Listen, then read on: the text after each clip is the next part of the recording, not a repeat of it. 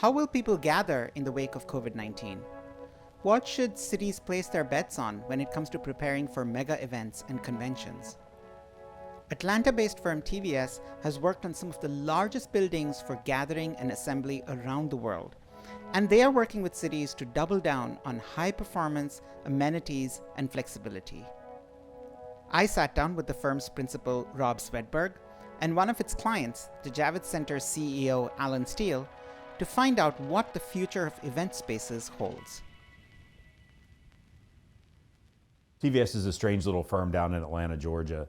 We have a kind of a unique specialty where we do really large buildings all over the world. We've done the 4 largest convention centers in North America, the largest in India, the largest in Central America, 4 of the 5 largest in China.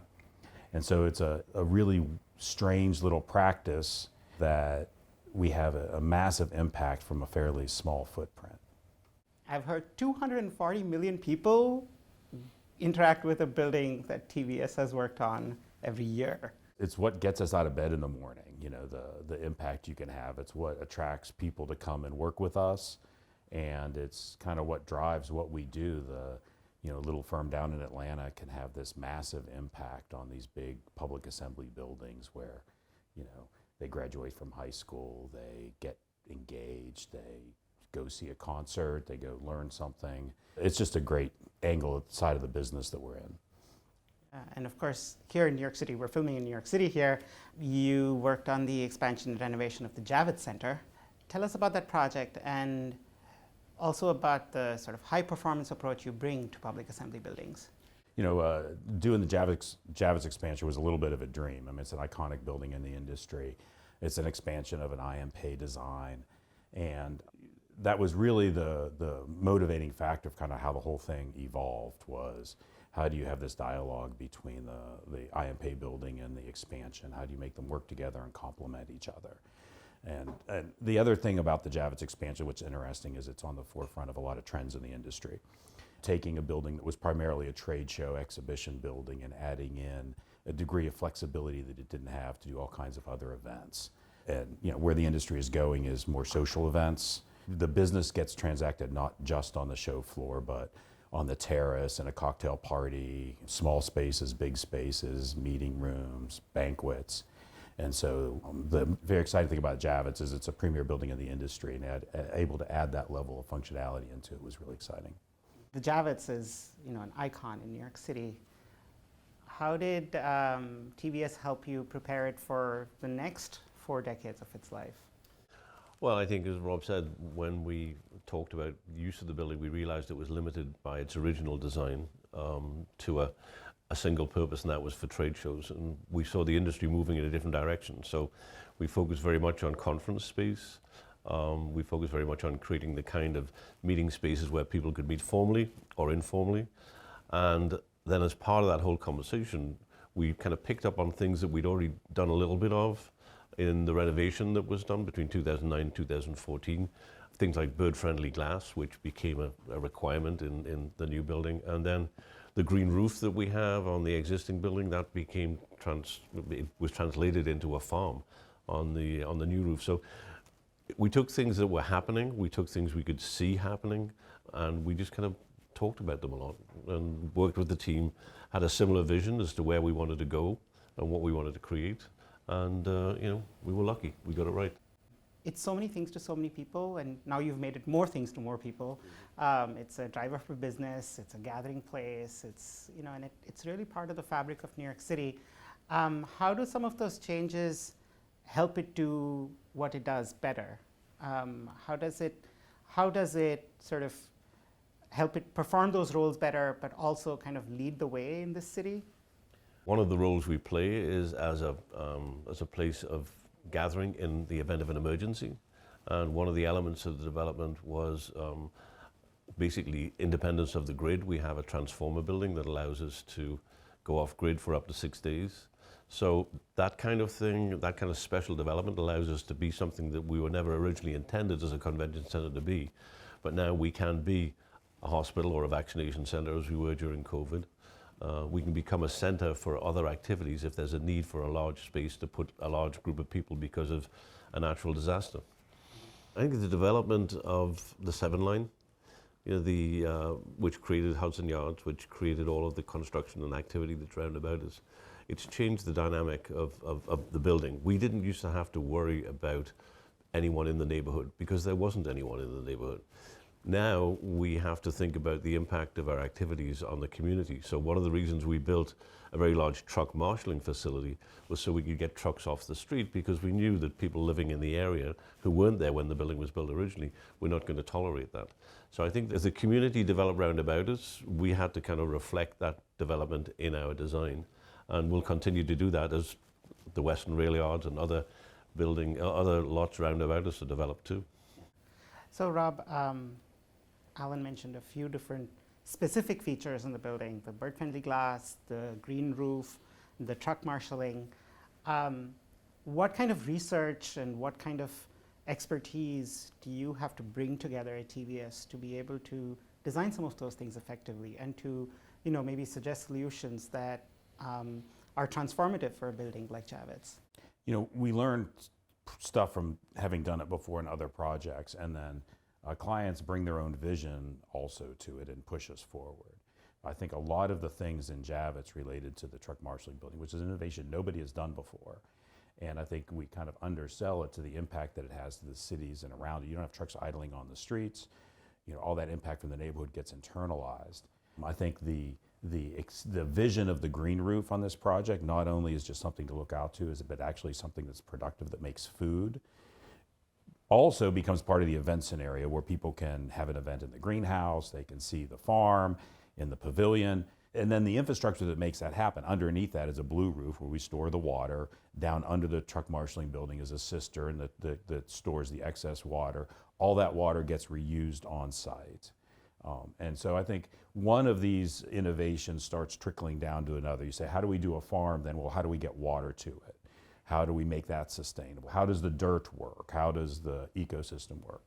I think the interesting thing that Alan's learned on Javits when they did the original green roof is it becomes a habitat.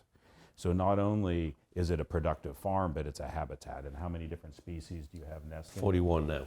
Wow. 41. Wow. Yeah. And so, that's a really interesting thing as an architect is you try to minimize the impact your building has, but something that's actually productive, that improves the ecosystem I think it's a really interesting innovation.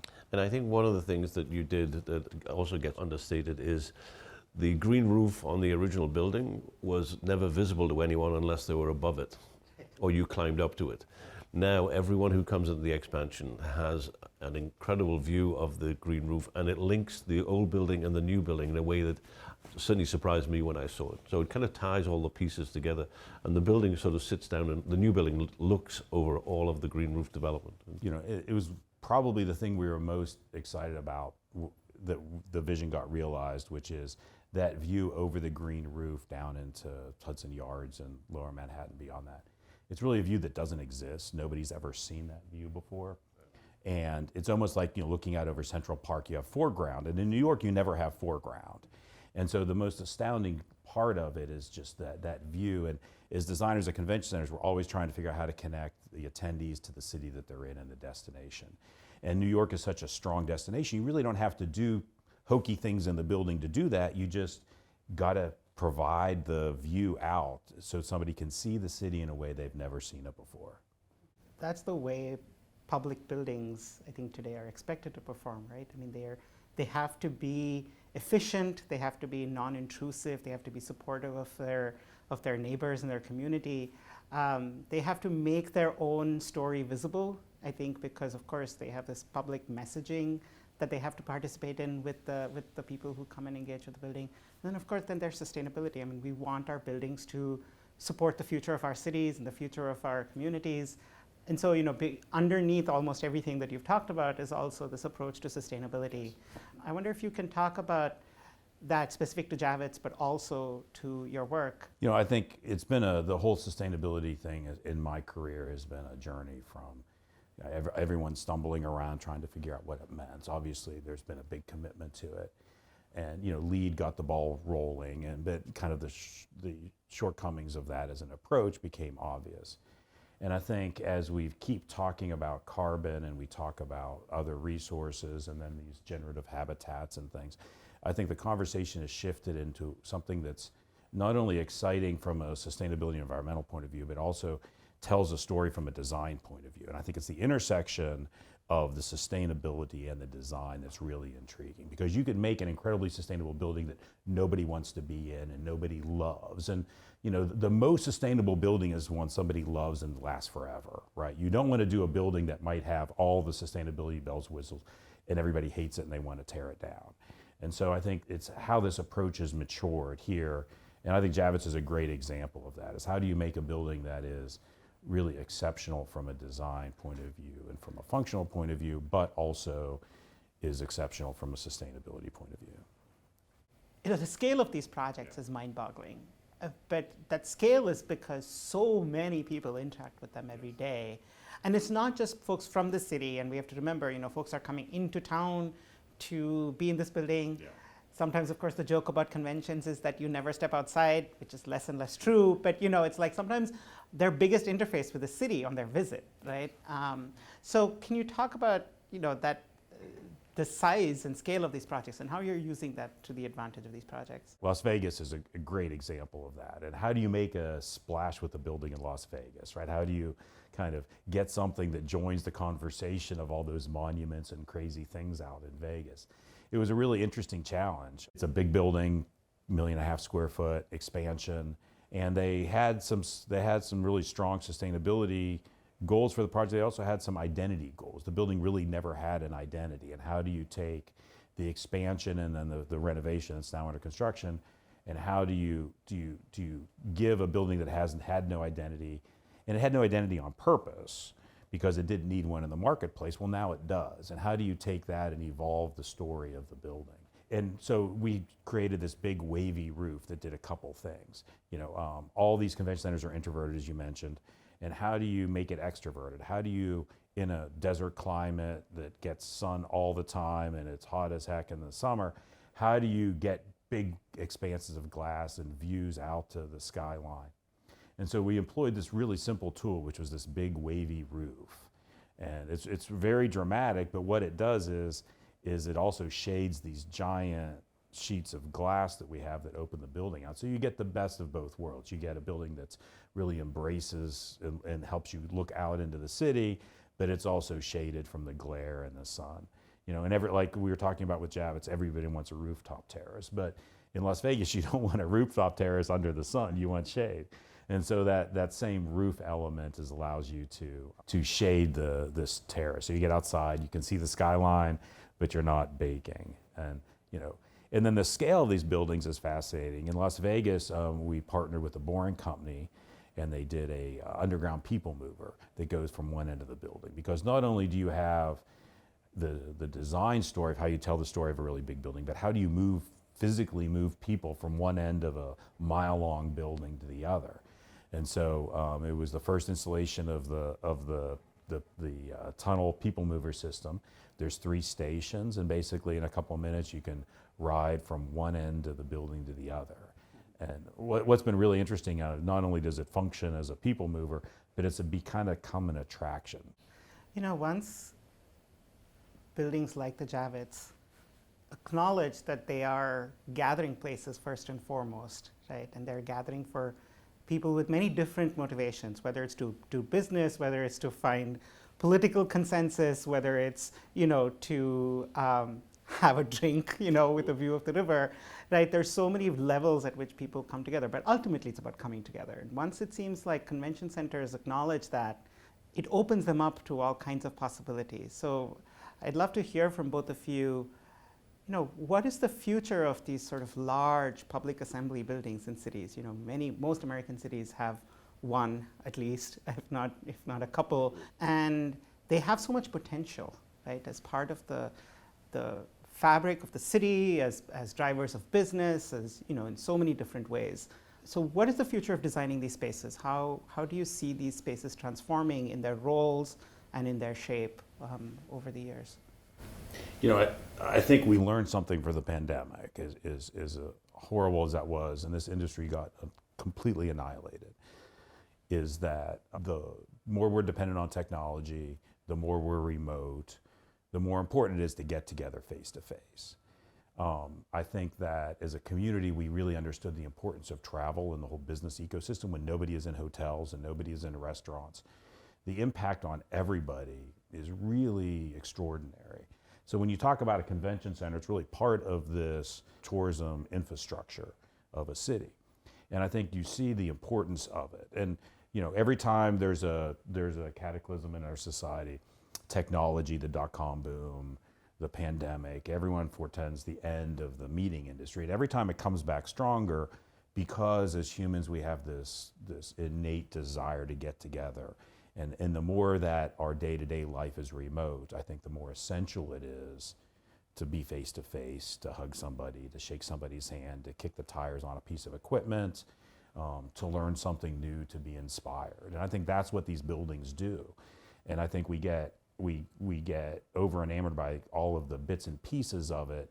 But if you can just remember all you're trying to do is foster that human connection, that face-to-face connection, that's what's going to drive the building forward. That's what's going to keep the market relevant. Yeah, I'd agree. I think that the need for meetings has been reinforced by everything we've gone through. People still want to get together. I think in terms of the facilities themselves, what I would expect to see is more of the kind of open design that we have, larger communal spaces which can be multifunctional and can be divided if necessary, but allow people to interact both formally and informally. I think there'll be more outdoor spaces. I think that that's going to be a requisite. If you have a flat roof, why not do something with it? And one of the things you can do with it is turn it into another event space of some kind. So I think that's going to be an issue. And I hope that we're going to see more green roofs. And I think that's really the future of the industry. It's a flexible space. It's very much like the event space at Javits, where users can configure the space however they want. And it opens up a new kind of event. People will come up and use just the event space, and they will have meeting space there, they will have reception space there, they will have assembly space there, just in that one space. And it creates an intimacy in a very large building that I think is really interesting.